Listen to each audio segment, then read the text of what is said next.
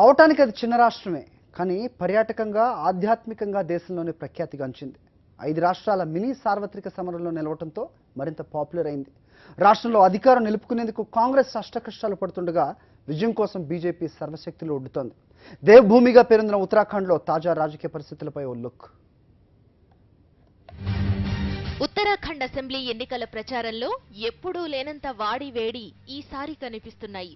ప్రతి 5 ఏళ్లకు ఎన్నికల్లో పాలకపక్షాన్ని మార్చే ఆనవాయితీ ఉన్న ఈ హిమాలయ రాష్ట్రంలో మొత్తం 70 సీట్లకు మంగళవారం పోలింగ్ జరగనుంది.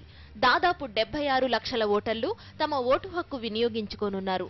ముఖ్యమంత్రి హరీష్ రావత్ కు మరో ఛాన్స్ ఇస్తారా లేక బీజేపీకి అధికారం కట్టబెడతారా అన్నది ఉత్కంఠను రేకెత్తిస్తున్న అంశం. 2014 ఎన్నికల్లో మొత్తం 4 లోక్సభ సీట్లను కైవసం చేసుకోవడంతో పాటు 5 ఏళ్లు ప్రతిపక్షంలో ఉన్న కారణంగా కమల దళానికి ఉత్తరాఖండ్లో గెలుపు ప్రతిష్టాత్మకంగా మారింది. సైన్యంతో పాటు బీఎస్ఎఫ్ వంటి పారామిలిటరీ దళాల్లో ఉత్తరాఖండీల వాటా వారి జనాభా నిష్పత్తి కంటే చాలా ఎక్కువ.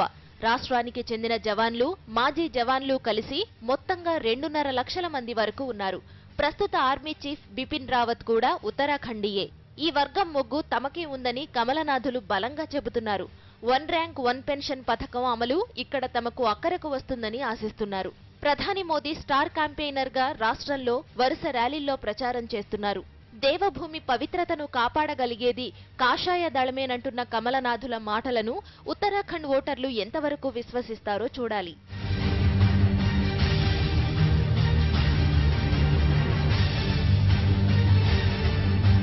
ఉత్తరాఖండ్లో అధికార కాంగ్రెస్ బరువు బాధ్యతలను సీఎం హరీష్ రావత్ తన భుజస్కంధాలపై మోస్తున్నారు. హస్తం గెలుపు కోసం ఆయన బాహుబలి అవతారం ఎత్తారిక్కడ. అసెంబ్లీ ఎన్నికల్లో సీఎం రావత్ 2 స్థానాల నుంచి పోటీ చేస్తున్నారు. 16 ఏళ్ల ఉత్తరాఖండ్ చరిత్రలో 2 అసెంబ్లీ సీట్లకు ఒకరు పోటీ చేయడం ఇదే మొదటిసారి. ఆయన పోటీ చేస్తున్న కిచ్చా బెంగ్ నియోజకవర్గం పర్వతపాద ప్రాంతమైన ఉధంసింగ్ నగర్ జిల్లాలో ఉంది. మైదాన ప్రాంత జిల్లా హరిద్వార్లోని హరిద్వార్ రూరల్ నుంచి కూడా రావత్ బరిలో దిగారు. కొండ ప్రాంత జిల్లాలతో పోల్చితే బాగా అభివృద్ధి చెందిన ఈ 2 జిల్లాల్లో 20 స్థానాలున్నాయి. ఇక్కడ కాంగ్రెస్ విజయావకాశాలపై ధీమా లేకనే ముఖ్యమంత్రి 2 చోట్ల నుంచి నిలబడ్డారు. ఈ 2 జిల్లాల సీట్లు మినహా మిగిలిన అన్ని నియోజకవర్గాల్లో ఈ 2 జాతీయ పార్టీల మధ్యే హోరాహోరీ పోరు సాగుతోంది. ఈ 2 జిల్లాల్లో చెప్పుకోదగ్గ బలం ఉన్న బీఎస్పీ త్రిముఖ పోటీలకు కారణమైంది.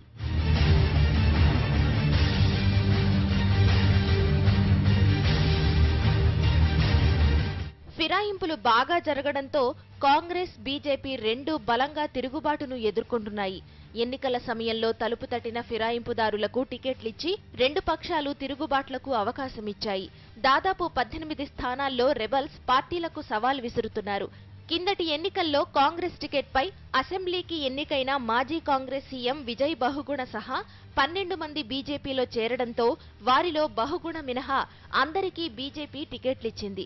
బహుగుణకు బదులు ఆయన కొడుకు సౌరభ్ తండ్రి సీటు సితార్గంజ్ నుంచి కమల్ గుర్తుపై పోటీ చేస్తున్నారు.